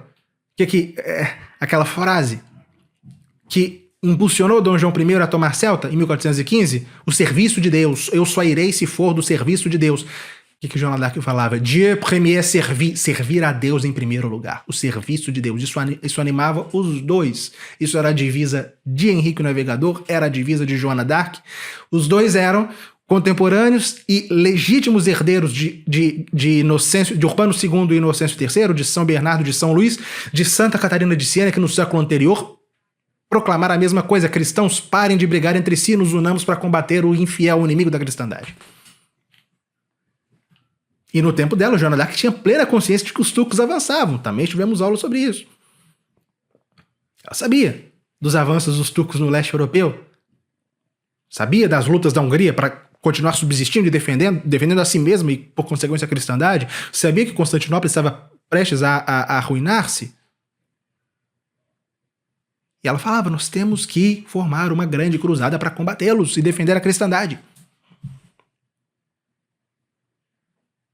E é claro, ela não queria combater somente os inimigos externos da cristandade, mas também os inimigos internos, porque ela sabia que nos dias dela havia uns hereges causando confusão na Boêmia e na Alemanha, os russitas. Ela escreveu para os hereges russitas o seguinte: quanto a mim, para vos confessar francamente, se eu não estivesse ocupada com as guerras inglesas, há muito tempo eu teria ido ver-vos. Mas, se não ficar sabendo que vos corrigistes, ou seja, se vocês não largarem a heresia, pararem de criar confusão, talvez eu deixe os ingleses e partirei contra vós, a fim de que, pelo ferro, se eu não posso de outro modo, eu aniquile vossa louca e obscena superstição e vos arranque vossa heresia ou vossa vida. Mas, se preferis voltar à fé católica e à luz primeira, enviai-me vossos embaixadores e eu lhes direi o que é preciso que façais. Ou seja, ela diz aos russitas: olha, se eu souber que vocês continuam criando confusão, eu vou parar de combater os ingleses e vou aí lutar contra vós. Por isso, diz o padre Riou, assim, as visões de Joana não estavam reduzidas a Reims e Orléans. Praga, Jerusalém e Roma também faziam parte do seu espírito. Joana queria uma completa regeneração da cristandade, restaurar a autoridade, acabar com as revoluções, reunificar as potências cristãs segundo os princípios do Evangelho, por uma conciliação geral e a prática honrosa da religião sobre o alicerce de uma moral de caridade divina e agir em comum para repelir a invasão dos infiéis muçulmanos. Sim, meus amigos, a missão suprema de Santa Joana d'Arc foi recordar os homens da cristandade. Ela recolocou constantemente os grandes deste mundo diante das realidades sobrenaturais. Ela sabia que a perfeição da justiça e a salvação dos povos dependem em parte da vontade dos poderosos, que as aceitam ou as recusam. Para Joana, só se pode falar de santo reino, de santos estados, de santas nações, com a condição exclusiva de que este reino e essas nações vivam da política sobrenatural de Deus, submetendo-se ao direito cristão, cuja lei suprema é a salvação dos povos. E isto que foi chamado de cristandade. Cristandade é um estado de vida onde os homens são pecadores, maus, cobiçosos, impuros, mentirosos, mas, embora maus, estes homens e essas nações cristãs não têm a pretensão nem o orgulho de dispersar a Deus, de viver sem ele ou colocá-lo como uma opção. A cristandade não é atingida pelo delírio moderno de chamar de bem o mal e de mal o bem. A cristandade medieval era esse conjunto de homens, de leis, de sociedades que, apesar dos seus vícios, se esforçaram por submeter-se a Deus, conscientes de sua destinação sobrenatural e eterna, conscientes do braço que Deus lhes estende para salvá-los. Na cristandade, até mesmo as moedas lembravam essas verdades, proclamando em relevo: Christus regnat, non nobis sed nomine tu da glória. Cristo reina, não a nós, Senhor, não a nós, mas ao teu nome da glória. A cristandade, apesar do orgulho de uns ou da ingratidão de outros, era a proclamação do direito público da igreja, era a unidade dos povos em torno da fé cristã. E Joana d'Arc é uma paladina, uma herdeira da cristandade. Uma mulher que nasceu, viveu e morreu para lembrar os homens dessa exigência máxima, que é todo poder emana de Deus. Todo poder vem de Deus e tudo deve estar ordenado a Deus. E concluamos com Daniel Robes. Não foram apenas os pecados da França que a donzela tomou sobre os seus ombros, mas também os da cristandade infiel e prestes a trair-se. Em última análise, o seu sangue jovem foi derramado para testemunhar a mais profunda das verdades cristãs. A de que, acima dos interesses legítimos dos povos, existe um interesse supremo, ao qual todos devem se submeter. E que mesmo, em política, Deus deve ser o primeiro a ser servido. Sim, Joana d'Arc foi um milagre político, foi uma entrada do sobrenatural na história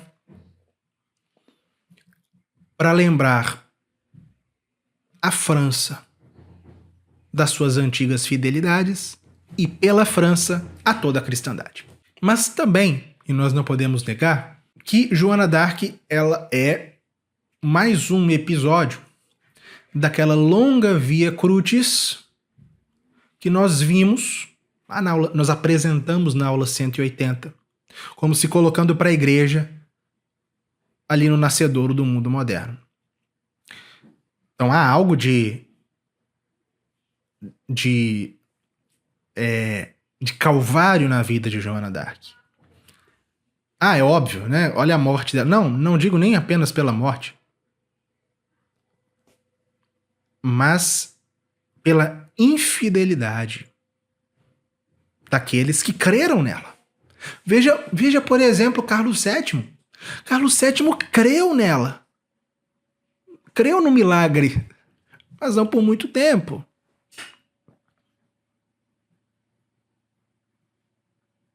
Não creu o suficiente. Ele até morreu como o vitorioso.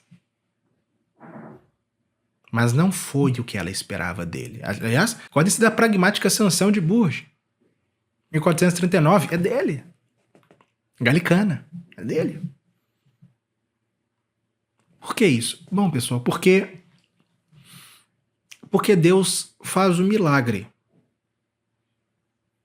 Ele estende a mão. Mas sempre com a condição de que nós estendamos de volta, que nós aceitemos o milagre. Ele não vai violar a liberdade humana.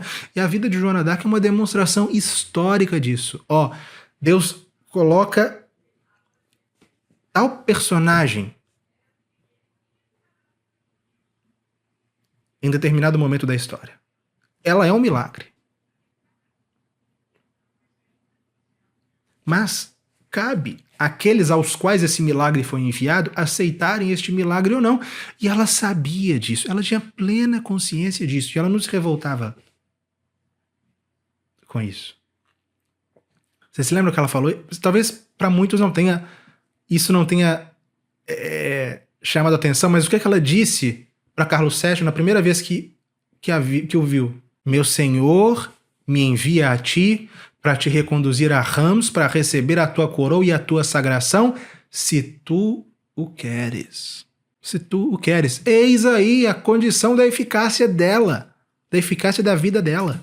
Eis aí a condição da eficácia da ação de Deus em nós, se tu o queres. E é por isso que, para a sua nação, para a França, filha mais velha da igreja, nação escolhida entre todas, nas palavras do Papa Gregório IX. Para a França, Joana foi tanto um socorro divino, naquele momento da história, quanto, nos séculos futuros, seria para sempre uma lição. E essa lição que é Joana d'Arc, não cessaria de ser recordada. E aqui concluindo. São Pio X repetiu essa lição numa alocução que ele fez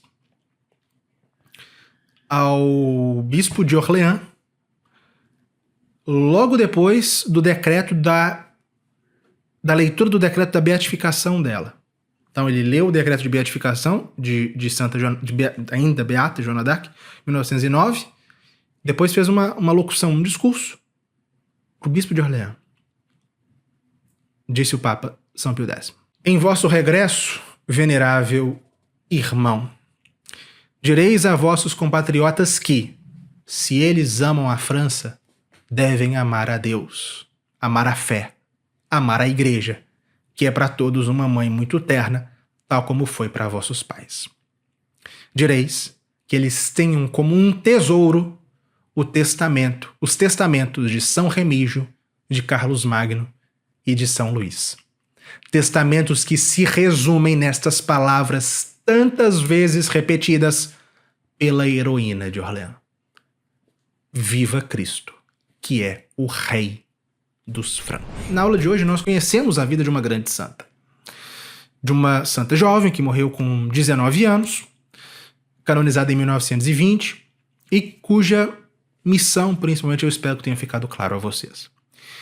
Essa é apenas uma história, essa é uma pequena epopeia, uma pequena mesmo por tamanho, repito, ela morreu muito jovem, viveu muito pouco.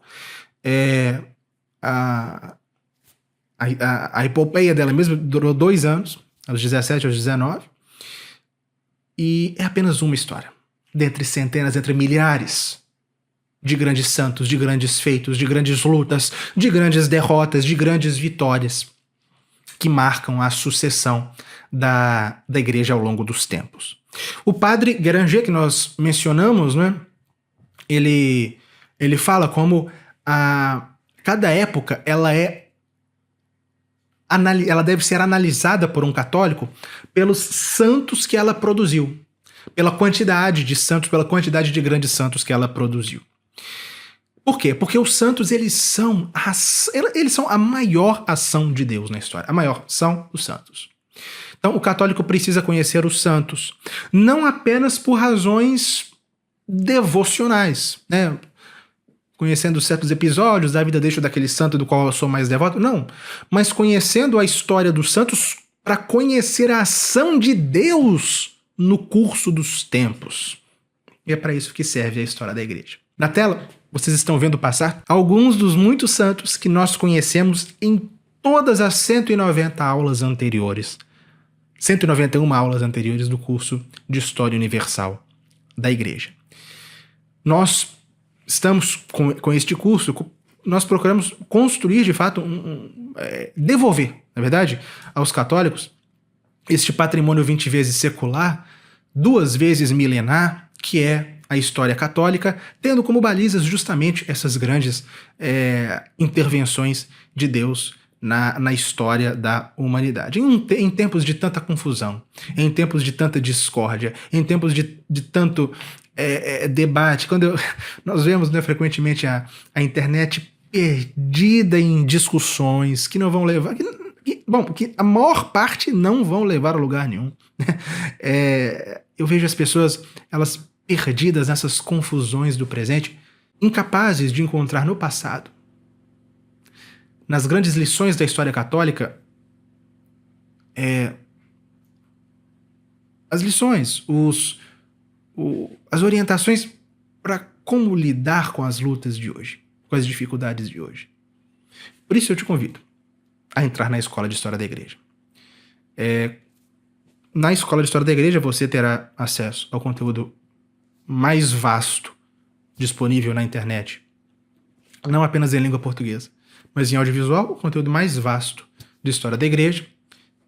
Para nós isso já ficou claro, já estamos nos aproximando da aula 200 e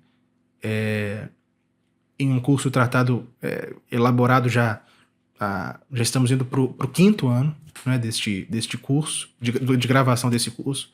São aulas preparadas com muito cuidado, com um acompanhamento pedagógico, com a possibilidade com monitorias mensais, com materiais de apoio até as 100 primeiras. Estamos, nesse momento, correndo atrás para disponibilizar o material de apoio escrito das 100 seguintes até esta. Se matriculando aqui no link, você terá acesso a tudo isso, ao mesmo tempo que possibilitará que esse conteúdo seja aqui ministrado a várias pessoas. Porque se eu posso estar aqui oferecendo essa aula no YouTube para tantas pessoas assistirem, é justamente por causa das matrículas dos meus alunos da Escola de História da Igreja. Então, fica o meu convite e espero você na Escola de História da Igreja. Fique com Deus.